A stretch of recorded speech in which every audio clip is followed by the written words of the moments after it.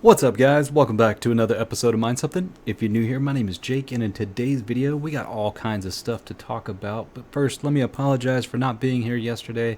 Sorry, it was a very busy day and a lot of things happened, unfortunately, that I didn't get to cover, so we're going to go over them today. But before we do me a favor, hit that like and hit the subscribe if you haven't already. And without further ado, let's take a look at the market. So time of recording right now is 9:40 p.m. on January 31st, 2023.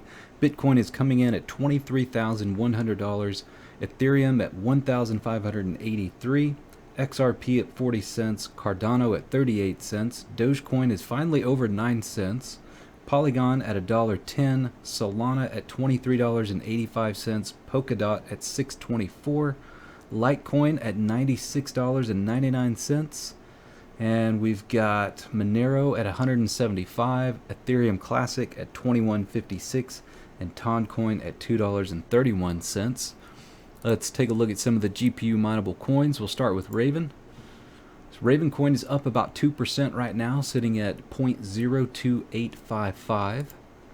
And we've got Caspa is down roughly about 1% at 0.005427.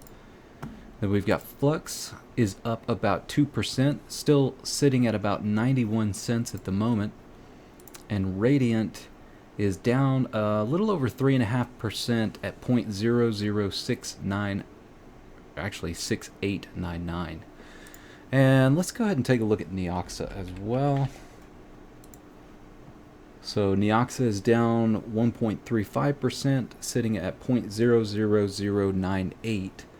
And then also we'll have to jump over to CoinGecko to take a look at Nexa, which is up about 2% at 0.00001018. So moving on, let's take a look at mining pool stats real quick. We'll take a look at emissions as well as 7-day change on difficulty. So first GPU mineable coin listed is going to be Caspa at 132,000, which is up considerably. It was hanging around, I think, roughly about 110,000 previously. No, maybe it was 140. I can't remember. Flux is up to 84,000. We've got Monero at 81,000, Ergo at 69,000. And there's a few things that are missing. And by the way, let me just refresh this page and I'll show you why they're missing. So take, for example, Ethereum Classic. It does not show the last 24 hours in emissions.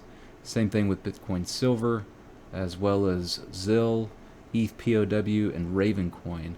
So those are some that we should see. Here's another one, Cadena.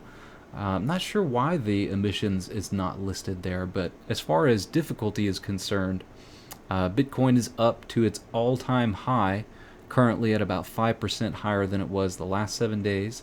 Dogecoin is down 20% on difficulty. Litecoin is up 2.32%, which is kind of odd. Usually these two go hand in hand with one another.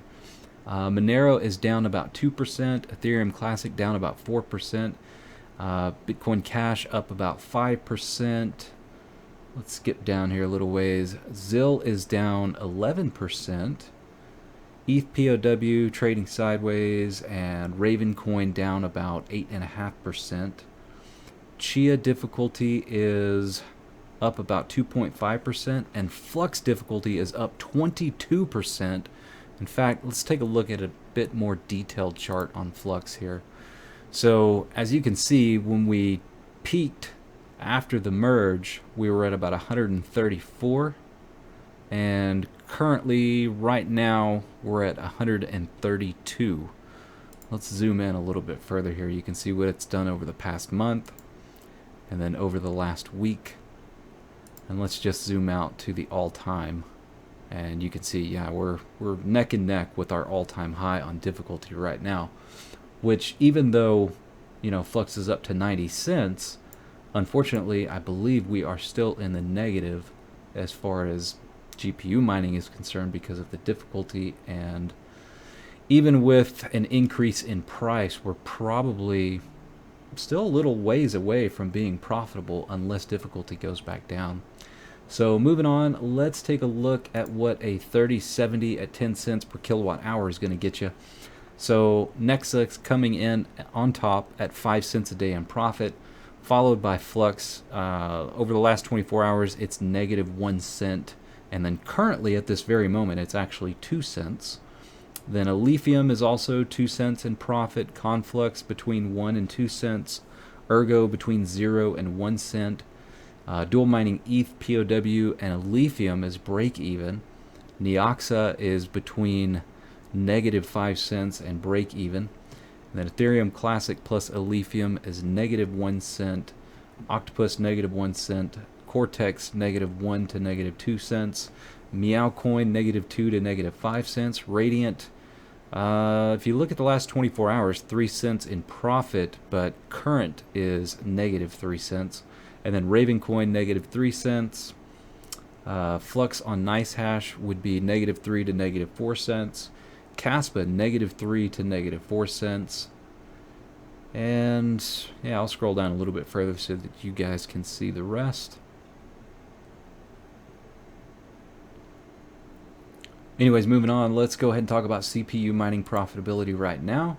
So we're using RapidMiner's CPU mining calculator with a Ryzen 9 5950X at 10 cents per kilowatt hour. You're looking at $2 a day in profit on Yada Coin, 29 cents a day in profit on Pandanite, 10 cents a day on Pulsar, 9 cents a day on Bitorium, 4 cents a day on Monero, 3 cents a day on Raptorium, 2 cents a day on Avian, and Darrow is 1 cent. Everything else you're going to be in the negative. And then let's take a look at ASIC miner profitability. KA3 still coming in on top, and hearing rumors that they are shipping. Profit per day is $46.41, which is down a little bit over the last 48 hours. It was up to about $52 a day. Followed by the K7 at $24.27 a day in profit. The first Jazz miner is the X4 coming in at $4.49 a day in profit. And Gold Shell KD6 coming in at $2.39 a day in profit. And I'll scroll down a little ways so that you guys can see the rest. And let's move on and talk about some good news. A judge approves unsealing identities of FTX CEO's additional guarantors or guarantors. What does this mean? Basically what it means is there were 2 individuals that helped post bond for Sam Bankman-Fried, and previously those 2 people remained anonymous. However, let's read the rest of this article. A New York federal judge ruled on Monday that the identities of 2 individuals putting up collateral for former FTX CEO Sam Bankman-Fried's bail bond, in addition to his parents, should be unsealed pending any appeals. Why it matters? Several news organizations asked the court to unseal their identities, arguing it's in the public's interest. What they're saying, the information sought, i.e. the names of the bail sureties, traditionally in public information, the non-parental bail sureties have entered voluntarily into a highly publicized criminal proceeding by signing the individual's bond. Flashback, Bankman-Fried was released on a $250 million bond last month with his parents' house in Palo Alto, California as part of the collateral. The other side, lawyers for Bankman-Fried, had originally asked that their identities be kept private for their safety and security. Details: parties have until 5 p.m. on February 7th to file any objections to the decisions. If there are any, they have until February 14th to apply to the Court of Appeals to further stay the decision. The 2 individuals signed their bond sureties on January 25th and 27th for $500,000 and $200,000 respectively. So hopefully we will get some insight as to who these 2 individuals are. I have my guesses, but I'm going to keep that a secret and we'll just see how it plays out. So next we got another article from Cointelegraph. Bitcoin mining advocate is going state to state to educate U.S. lawmakers. So the legislatures in Mississippi and Missouri have separately introduced bills aimed at protecting certain activities of Bitcoin miners following visits from the Satoshi Action Fund. Dennis Porter, Chief Executive Officer of Satoshi Action Fund, is taking the fight for hearts and minds on Bitcoin mining to Washington, D.C. and beyond in an effort to support friendly legislation. Porter, who discovered Bitcoin in 2017, told Cointelegraph his path on advocating the benefits of mining has taken him to support bills in at least 6 U.S. states, with federal lawmakers also in his crosshairs. The Satoshi Action Fund CEO met with U.S. senators and representatives on January 25th in support of proposed legislation aimed at eliminating discrimination against miners. Now, those are words that I like to hear. According to Porter, the Loomis Gillibrand Responsible Financial Innovation Act, a bill introduced in June of 2022, aimed at addressing the roles of the U.S. Commodity Futures Trading Commission and Securities Exchange Commission on crypto regulation, has a provision addressing taxation for for BTC mining rewards. He said the legislation could close a loophole allowing the Internal Revenue Service to have 2 bites of the apple on miners' revenue. We believe that Bitcoin mining is being unfairly targeted and double taxed by the IRS currently, said Porter. Amen to that one. The conversations between Porter and members of Congress, including Senators Ron Wyden, Cynthia Loomis, and Ted Budd, marked the first time that Satoshi Action Fund had stepped up in person to the national stage in defense of BTC miners.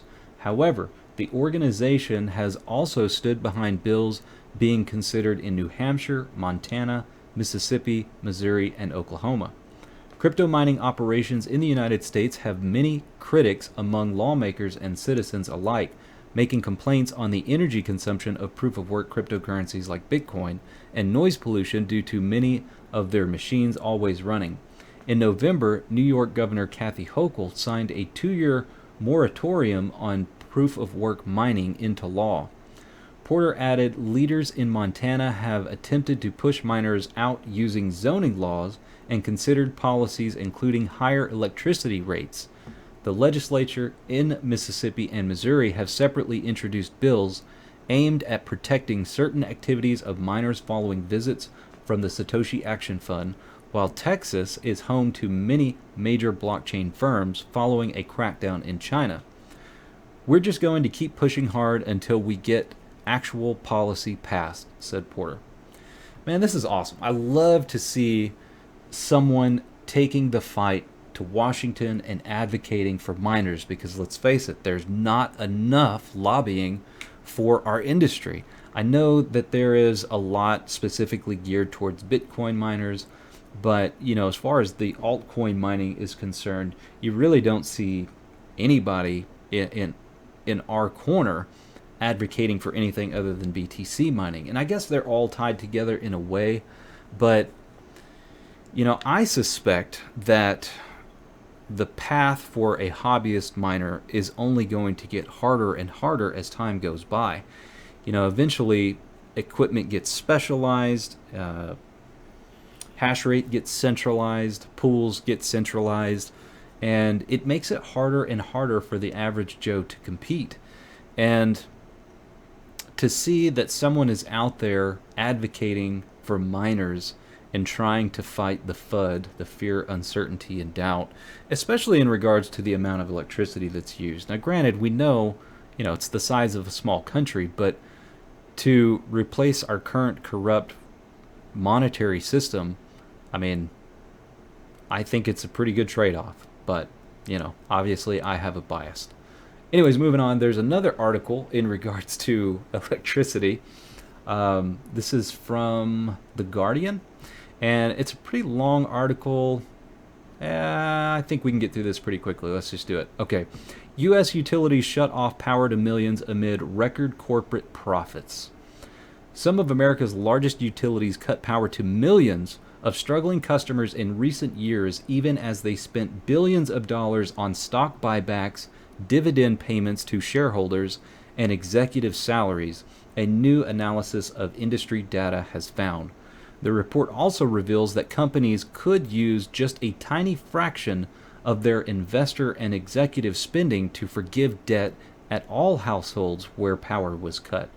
The shutoffs disproportionately affect low-income customers and those from communities of color, and the harrowing situation is driven by corporate profiteering, said Sela Goodson Bell, a study co-author and energy justice campaigner with the Center for Biological Diversity. Losing power has often devastating impact on a household, including in terms of health and safety. Shutoffs allow corporate utilities to punish customers' economic precarity while guaranteeing record profits and massive payouts for themselves and their investors, the authors wrote in the report. It was compiled with the Utility Industry Analyst Energy and Policy Institute and Bailout Watch. In these 30 states where shutoff data was available, utilities cut service to 1.5 million times.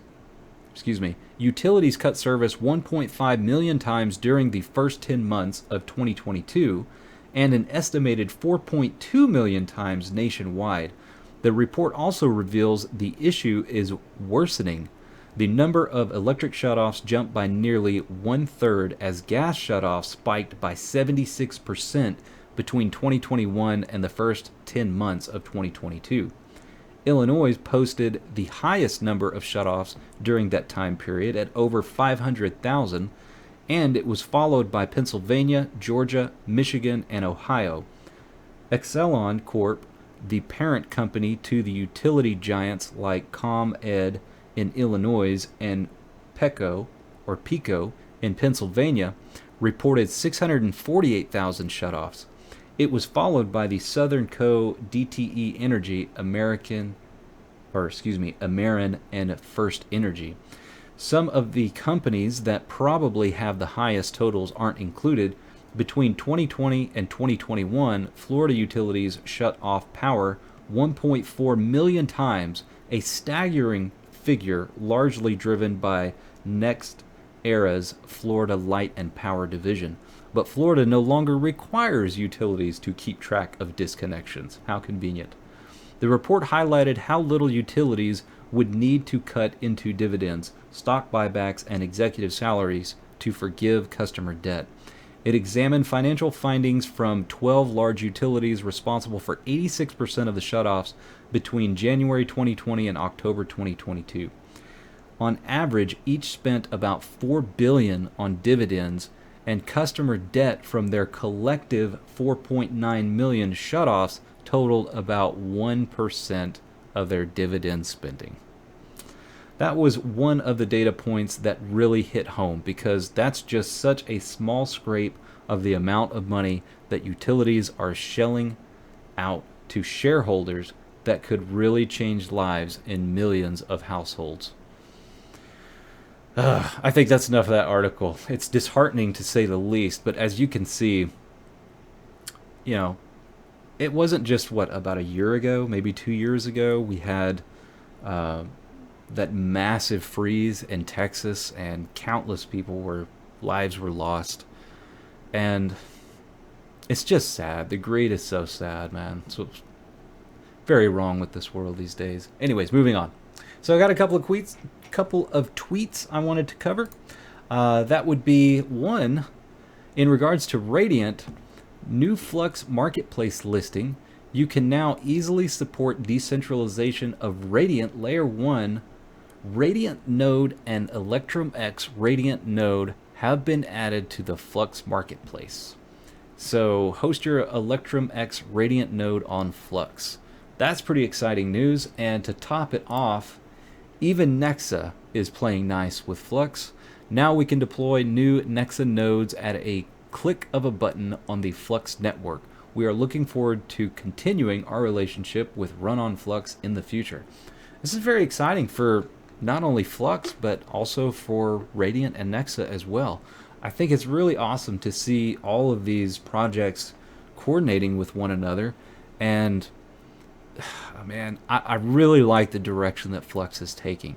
You know, when it comes to picking parallel assets, unfortunately, they did have a couple of issues with the few that they have chosen, and that's unfortunate. But, you know, when it comes to supporting all of the other blockchains that's out there, they're making it very apparent that they are friendly towards anybody who wants to run on Flux, and I think they're doing a great job, and I really like the whole ecosystem and the way things are playing out. It makes me very bullish on Flux. So I'm sure you guys have probably already heard, but just in case you haven't, public service announcement. I watched this unfold live.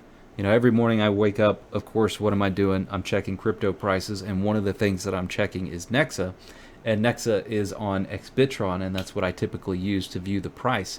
However, when I opened up Exbitron today, what do you know? It says it's down for maintenance, and I kept refreshing the whole morning and just getting the same error message, and started to get a little worried. So then I took to Discord, and unfortunately, yes, Exbitron has confirmed that they were in fact hacked. They lost most of their USDT. I'm not going to read this entire thing, but I will just simply point out that during this time, they say that withdrawals and deposits are enabled pretty much for everything but USDT. It seems like it's up and down. So, you know, check it 1 minute, it might be down. Check it an hour later, it might be back up. Hopefully by the time you're watching this video, everything is back to normal with the exception of USDT. But where they go from here, I don't know. It was quite a bit of USDT that was stolen, unfortunately. In fact, let's see if we can take a look at how much was taken. No, that doesn't give us the chart. I want to say it was around 500,000 or so. Let's see. Nope, not it. Sorry, I didn't click on these links prior. Nope, doesn't give us the chart. You know what? I'm sure it's in Nexa's Discord. Let's see if we can find it.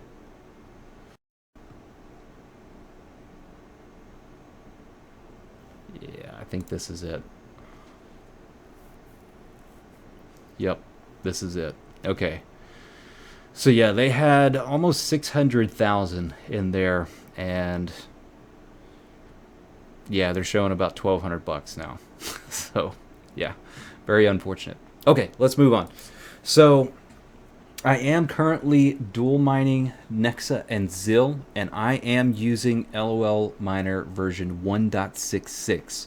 So I know a bunch of you out there have been asking about dual mining, and it looks like if you're trying to dual mine Nexa and Zil, you're not able to take full advantage of lolminer 1.66 in all of its glory.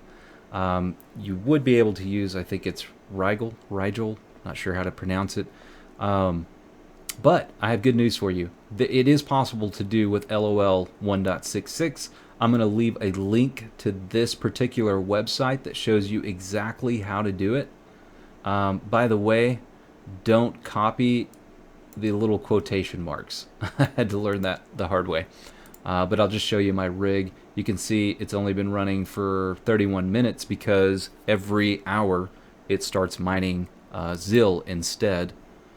And we're currently up to 57 minutes and 55 seconds. So probably here in the next 3 minutes or so, we're going to see this mine Zil instead. And then we've got a pretty interesting article from from Video Cards about the Titan, or the 4090 Ti. If you guys weren't aware, it is coming. It looks like we have some SKUs, and I think there are two different SKUs. I think one's going to have 48 gigs of memory and the other one's going to have 24. But let's read this real quick. So NVIDIA is now shipping PG137 engineering boards to development centers around the world. It looks like one of the units was spotted by a company monitoring the shipping manifest going to India. The GPU maker shipped at least a couple of testing boards to its local development center. The PG137 board is known to video card readers as a potential Titan RTX 80A board. It was first mentioned by Copite7 Kimmy, who had revealed that the board supported up to 48 gigs of memory. It also looks like exactly this information is now confirmed by the shipping manifest, which lists 48 gig GDDR6 memory, not X, for one of the units being transported. Interestingly, it only mentions GDDR6, not GDDR6X. This could mean that the Titan is not using GDDR6X memory, but rather higher clocked GDDR6 instead. Furthermore, at least two different SKUs are mentioned, SKU 0 and SKU 330, which should or could explain why some leakers tend to have slightly different information. Just a few days ago, a picture of the Titan RTX 80A GPU has been leaked. This quad-slot GPU design might be the first NVIDIA graphics card to have vertical PCB with stacked display connectors. The PCB itself would be parallel to the motherboard, so it is a major shift in how graphics cards might look in the future. The only difference between the manifest and the picture above is the product code change from EB2 to TS1. This most likely stands for engineering board and test sample. One thing is clear though, the design is clearly in advanced development stage, and it even had the same color as previous generation Titan models already. And then I'll let you guys check out the chart here. But you've got the Titan, the 4090 Ti, the 4090, and the 4080. And then, guess what? So I stopped solo mining Nexa. However, I'm still hitting blocks. And it's sad because I've hit 2 blocks in the last 4 days in 4 hours. And if I was solo mining, that would be 20 million Nexa in my pocket instead of the 6.58 million that I've mined so far. So it's really sad. I'm bummed. But anyways, live and learn, right? Okay, so moving on, I wanted to take a look at Nexa's current hash rate. It did peak out over 10 terahash, and it is down to 9.79 right at this very moment. Prices pulled back a little bit, so hash rate's probably going to pull back a little bit. And then, you know, we talked about how bullish I was on Flux. We looked at this chart. There's something that I've been thinking about lately that, you know, I don't know if I should start looking now and preparing before this potentially gets more expensive. But if you were looking to use your GPUs for deep learning, there's a very interesting article here by Tim Detmers. I believe that's how you pronounce it. And there's a graph that I want to show you that basically shows you what the best GPUs are for deep learning. So let's see if we can find it. Here we go. Let's see if I can enlarge it. Now, surprisingly, there was some things that the 4080 did much better than a 4090, which I thought was surprising. But anyways, so we got a 4090 coming in on top of regular GPUs or consumer level GPUs. Then we've got the 4080, 4070 Ti, 3090 Ti, 3090, 3080, 3080 Ti. What was surprising was this 2080 Ti coming in on top of the 3070 Ti, and then a 2080 Super above a 3060 Ti. Now, what you're going to notice here is if you'll look at basically the VRAM, that's what's making the biggest difference here. So the more VRAM you got, the better you're going to have or the better performance you'll see out of this type of workload. And I've started looking into motherboards that have as many full 16 PCIe lanes. So we've got PCIe by 8 or PCIe by 16, and I'm sorting by any boards that have at least 6 and up to 8. And look how expensive these things are, guys. It's unbelievable. If you guys know of any motherboards that can support a high-powered CPU, at least a 3900X, but preferably 5950X or something higher, Threadrippers, you know, whatever newest version of Intel top dogs we're talking about, like a 12900K or 13900K, anything that's going to have a ton of PCIe lanes and perform really well. So yeah, it's what I'm thinking about lately. Anyways, that's all I got on this video, guys. I appreciate you watching. Do me a favor, hit that like and hit the subscribe on your way out, and I'll see you guys on the next one.